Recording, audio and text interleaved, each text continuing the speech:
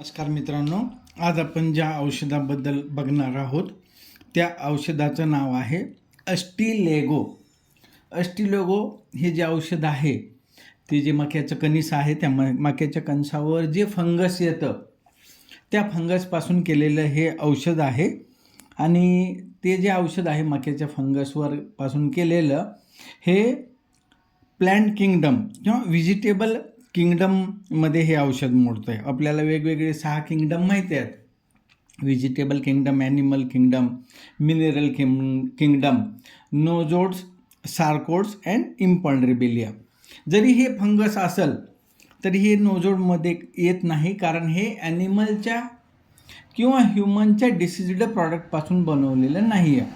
तर हे एक कॉर्नस्मड जे आहे मक्याचं कणीस त्यावर जी उगवणारी वनस्पती आहे, जे फंगस आहे त्यापासून बनवलेलं हे औषध आहे. जरी ते फंगस असलं, जरी तो डिसीज प्रॉडक्ट असला त्या प्लॅन्टवरला, तरी ती प्लॅन्टवर उगवणारी एक वनस्पती आहे असं समजून अस्टिलेगो हे औषध व्हेजिटेबल किंगडममध्ये घेण्यात आलेलं आहे. या औषधाचे महत्त्वाचे पॉईंट हे आहेत की ते उजव्या बाजूवर जास्त कार्य करतं, त्याच्यामध्ये डिस्चार्ज हॉट स्टिकी असतात आणि ब्लॅक कलरचे डिसीज असतात, ब्लॅक कलरचे डिस्चार्जेस असतात. विशेषतः स्त्रियांमध्ये ह्या उपयोग या औषधाचा जास्त होतो. मेनोपॉजल किंवा अराउंड मेनोपॉज ज्या स्त्रिया आहेत त्यांच्यासाठी हे खूप महत्त्वाचं औषध आहे. अस्टिलेगो ह्या औषधाचा सर्वसाधारण परिणाम त्वचा, नखे, केस व स्त्री जनेंद्रिय यावर होतो. यामध्ये रक्तस्राव हा काळा असतो व तो हळूहळू पाझरतो व प्रत्येक ठिकाणी गाठ बसली आहे असं वाटतं. घशामध्ये गाठ बसली आहे, पोटाच्या आतड्यामध्ये गाठ बसली आहे किंवा गर्भाशयात गाठ बसली आहे अशी भावना रुग्णामध्ये असते. नखे व केस गळण्यावर हे एक उपयुक्त औषध आहे, विशेषतः स्त्रियांमध्ये ज्या पेरीमिनोपॉजमध्ये आहेत किंवा मिनोपॉझलमध्ये आहेत आणि ज्यामध्ये डिस्चार्ज हा ब्लॅक आणि स्टिकी आहे, अशा स्त्रियांसाठी उपयोगी हे औषध आहे.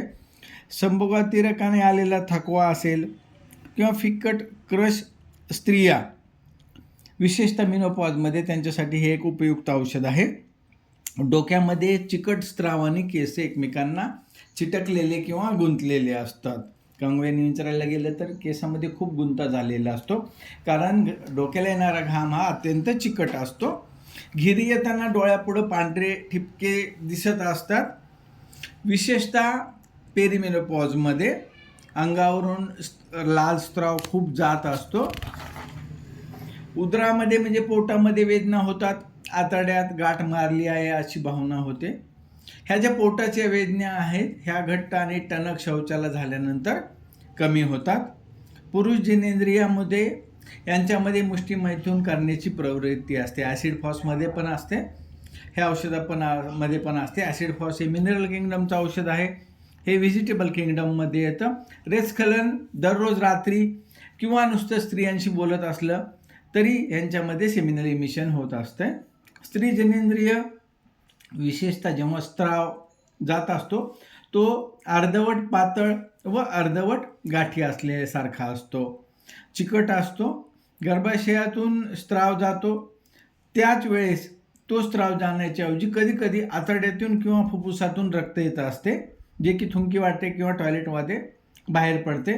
गर्भाशयातून जो स्त्राव जातो तो काळसर असतो, गोठलेला असतो आणि तो पाझरत असतो, हळूहळू जातो. असं गशिंग किंवा खूप जास्त नसतो, सावकाश पाझरणारा काळा चिकट स्त्राव हे ह्या औषधाचं वैशिष्ट्य आहे.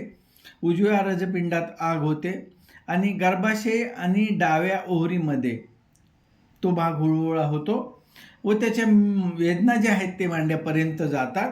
आणि हा स्त्राव जो आहे तो दुर्गंधी असते, त्यामध्ये ल्युकोरिया जो आहे तो पिवळसर आणि पिंगट रंगाचा असतो. डाव्या स्तनाच्या खाली दुखत असते. स्तनाच्या खाली बरगडीच्या समांतर 2 पाळ्यांमध्ये केव्हा कधी कधी एकसारखं दुखत असते. मूल अंगावर पिताना बाळंतपणीला जशा वेदना होतात बाळंतपणात, तशा प्रकारच्या वेदना मूल अंगावर पेत असताना होतात. वाख्यानंतर किंवा विटाळ संपण्याच्या वयात जो होणारा स्त्राव आहे त्यासाठी एक महत्त्वाचं औषध आहे. पाठीला घाम येत असतो व तो घाम असतो जणू काही उकळलेलं पाणी पाठीवरून वाहत आहे. त्वचेमध्ये या औषधामध्ये त्वचा कोरडी असते आणि अंगाला गरम लागत असते. ह्या रुग्णाची सर्व लक्षणे हे मेनोपॉजमध्ये किंवा पेरिमेनोपॉजमध्ये वाढतात. स्पर्शाने दुखणे वाढते किंवा हालचालीने दुखणे वाढते. तर अशा प्रकारे आपण अस्टिलॅगो हे एका फंगसपासून तयार केलेलं औषध होमिओपॅथीमध्ये कसं उपयोगाला आलं ते आपण बघितलं.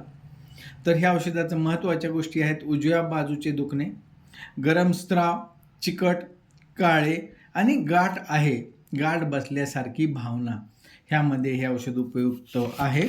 पुढल्या वेळेस तुम्हाला कोणत्या औषधाबद्दल माहिती जाणून घेणे आवडेल ते कृपया कॉमेंटमध्ये सांगा. धन्यवाद.